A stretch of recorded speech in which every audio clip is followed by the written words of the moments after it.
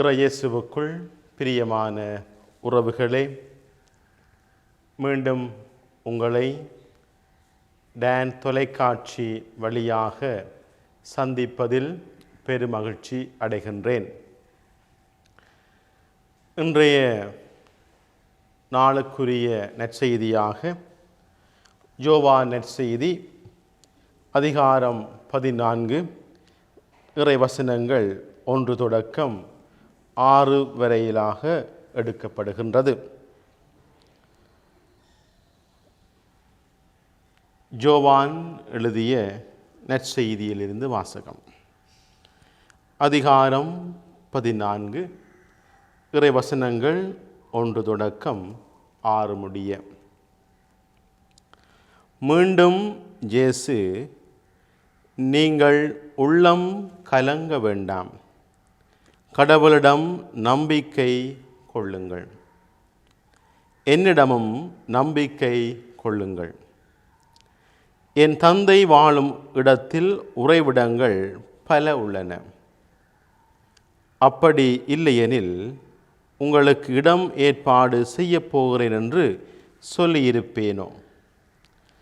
நான் போய் உங்களுக்கு இடம் ஏற்பாடு செய்தபின் திரும்பி வந்து உங்களை என்னிடம் அழைத்து கொள்வேன். அப்போது நான் இருக்கும் இடத்திலேயே நீங்களும் இருப்பீர்கள். நான் போகும் இடத்துக்கு வழி உங்களுக்கு தெரியும் என்றார். தோமா அவரிடம், ஆண்டவரே, நீர் எங்கே போகிறீர் என்றே எங்களுக்கு தெரியாது. அப்படி இருக்க நீர் போகும் இடத்துக்கு காண வழியை நாங்கள் எப்படி தெரிந்து கொள்ள இயலும் என்றார். இயேசு அவரிடம், வழியும் உண்மையும் வாழ்வும் நானே. என் வழியாய் அன்றி எவரும் தந்தையிடம் வருவதில்லை. இது வாழ்வு தருகின்ற கிறிஸ்து இயேசுவின் நற்செய்தி. கிறிஸ்துவே உமக்கு புகழ். இயேசுவுக்குள் பிரியமான உறவுகளே,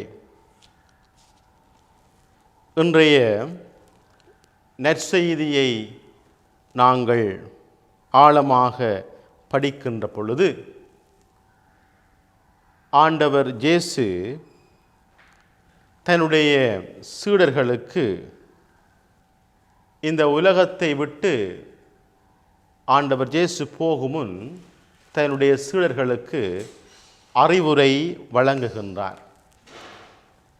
அது எப்படியான அறிவுரை என்று சொன்னால், நீங்கள் உள்ளம் கலங்க வேண்டாம், பயப்பட வேண்டாம், அஞ்ச வேண்டாம். உலகத்திலேயே பல்வேறு பிரச்சனைகள் உங்களை சுற்றி நடக்கின்றது. பல்வேறு சவால்கள், பல்வேறு முரண்பாடுகள். இவை அனைத்தையும் கண்டு நீங்கள் பயப்படாதீர்கள், கவலை கொள்ளாதீர்கள் என்கின்ற அந்த தைரியமூட்டுகின்ற வார்த்தையினால் ஆண்டவர் இயேசு தன்னுடைய சீடர்களுக்கு திடப்படுத்துகின்றார். அன்பார்ந்தவர்களே, எங்களுடைய மனித வாழ்வானது இலகுவானது அல்ல. ஒரு சௌகரியங்கள் நிறைந்த வாழ்வாக இருந்தாலும் சில வேளைகளில் எங்களுடைய மனித வாழ்வானது பல்வேறு பிரச்சனைகளுக்குள்ளே அகப்பட்ட ஒரு வாழ்வாகவே இருக்கிறது. அது கூட ஆண்டவர் இயேசுவுக்கு தெரியும். அதனால்தான் சொல்லுகின்றார், நீங்கள் எதையும் கண்டு அஞ்ச வேண்டாம், எதையும் கண்டு நீங்கள் பயப்பட வேண்டாம். உங்களை சுற்றி பல்வேறு பிரச்சனைகள் நடக்கும், பல்வேறு தீமையானவைகள் நடக்கும். உங்களுடைய வாழ்வில் பல்வேறு துன்பங்கள் வரும். சில வேளைகளிலே நீங்கள் அனுபவிக்க முடியாத கஷ்டங்கள் வரும். நீங்கள் எதிர்பார்க்க முடியாத பிரச்சனைகள், சவால்கள் உங்களுடைய வாழ்க்கையிலே வரும். ஆனால் எதையும் பற்றி நீங்கள் கவலை கொள்ளாதீர்கள். ஏனென்று சொன்னால், மனித வாழ்வு என்பது இலகுவானது அல்ல என்று ஆண்டவர் சொல்லுகிறார். இப்படியான அந்த வாழ்க்கை முறைக்குள்ளே, அந்த சூழ்நிலைக்குள்ளே நாங்கள் எப்படியாக இந்த துன்பங்களையும் கஷ்டங்களையும் வேதனைகளையும் சவால்களையும் நாங்கள் சந்திக்க முடியும், எப்படியாக இவைகளை நாங்கள் ஏற்றுக்கொள்ள முடியும் என்று சொல்லி ஆண்டவர் இயேசுவிடம் பார்த்து நாங்கள் ஒரு கேள்வியை கேட்டால், ஆண்டவர் இயேசு எங்களுக்கு தருகின்ற ஒரு உன்னதமான ஒரு நம்பிக்கை ஊட்டுகின்ற பதில் என்னவென்று சொன்னால், நீங்கள் உள்ளம் கலங்காமல் கவலைப்படாமல் என்னில் நம்பிக்கை கொள்ளுங்கள். விண்ணக தந்தையிடம் நீங்கள் நம்பிக்கை கொள்ளுங்கள். அப்பொழுது உங்களுடைய வாழ்வுக்கு முன்னாலே இருக்கின்ற அந்த சுமைகள் எல்லாம் சுகங்களாக மாறும் என்கின்ற செய்தியை ஆண்டவர் எங்களுக்கு தருகின்றார். அன்பார்ந்தவர்களே, எங்களுடைய மனித வாழ்வை நாங்கள் பார்க்கின்ற பொழுது எங்களுக்குள்ளே இருக்கின்ற அந்த பயம் என்கின்ற உணர்வு எங்களுடைய வாழ்வு நிம்மதியை அமைதியை குலைக்கின்றது. எங்களுடைய எதிர்காலத்தை நினைத்து நாங்கள் கவலைப்படுகின்றோம். எதிர்காலத்தில் என்ன நடக்கும் என்பதை நினைத்து நாங்கள் கவலைப்படுகின்றோம். எங்களுடைய வாழ்வு நிச்சயமானதாக இருக்குமோ என்கின்ற பயம், இப்படியான பயங்களுக்குள்ளே நாங்கள் வாழுகிற பொழுது ஆண்டவர் சொல்லுகின்றார், இந்த இறைவார்த்தை வழியாக உங்களுடைய எதிர்காலத்தை பற்றியும் நீங்கள் கவலைப்படாதீர்கள். ஏன் கவலைப்படுகின்றீர்கள்? உங்களுக்கு என்று ஒவ்வொருவருக்கும் ஒரு இடம் ஏற்பாடு செய்திருக்கின்றேன். நீங்கள் இந்த உலக வாழ்வை முடித்து கொண்டு வருகிற பொழுது நீங்கள் எல்லோரும் என்னோடு சேர்ந்து அரியணையில் அமர இருக்கின்றீர்கள், நிலை வாழ்வை பெற இருக்கின்றீர்கள். அதுதான் உங்களுடைய வாழ்வினுடைய நோக்கமாக இருக்கிறது.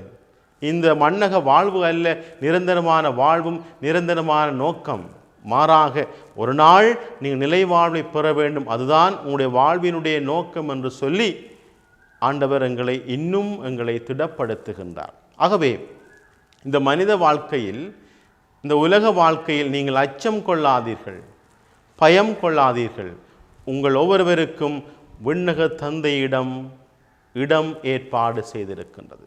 அங்கே நீங்கள் செல்ல இருக்கின்றீர்கள் என்று சொல்லி இன்னும் ஆண்டவர் எங்களை திடப்படுத்துகின்றார்.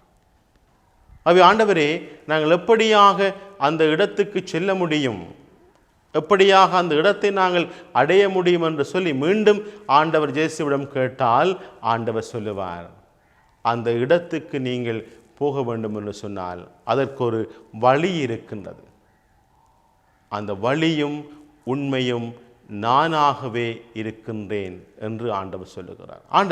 ஆகவே ஆண்டவரே எங்களுக்கு வழியும் உண்மையாக இருக்கின்ற பொழுது, ஆண்டவர் இயேசுவை நாங்கள் பின்பற்றுகிற பொழுது, அந்த வழியை நாங்கள் தொடர்கின்ற பொழுது, அந்த உண்மையை நாங்கள் அறிந்து கொள்கின்ற பொழுது அந்த விண்ணக தந்தையின் இடத்தை நாங்கள் அடைய முடியும். இயேசுவுக்குள் பிரியமானவர்களே, புனித தோமஸ் அக்வைனஸ் அவர்கள் அழகாக சொல்லுவார், ஆண்டவர் இயேசு வழியாக இருக்கின்றார், வாழ்வினுடைய நோக்காக இருக்கின்றார்.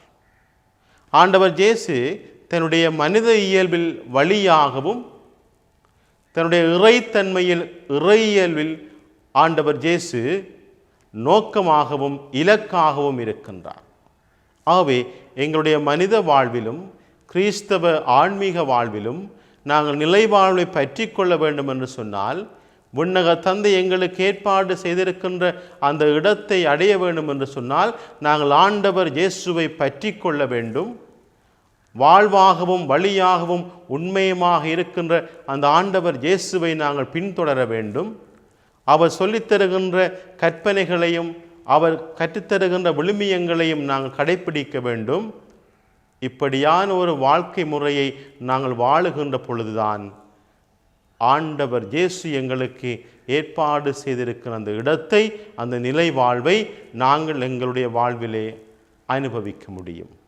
அன்பார்ந்தவர்களே, இந்த மனித வாழ்வு, இந்த உலக வாழ்வு என்பது கஷ்டங்கள், துன்பங்கள், வேதனைகள் நிறைந்தாலும் அவைகளுக்குள்ளே ஆண்டவர் நம்பிக்கை ஊட்டுகின்ற செய்தி எங்களுக்கு தருகின்றார்.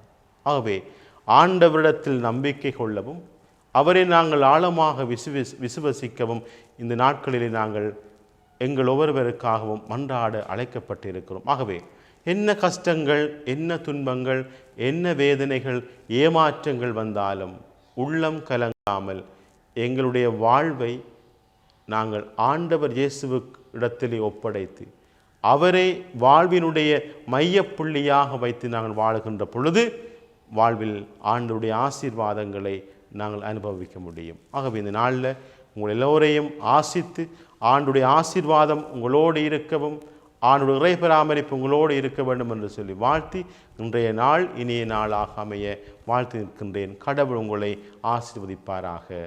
ஆமென்.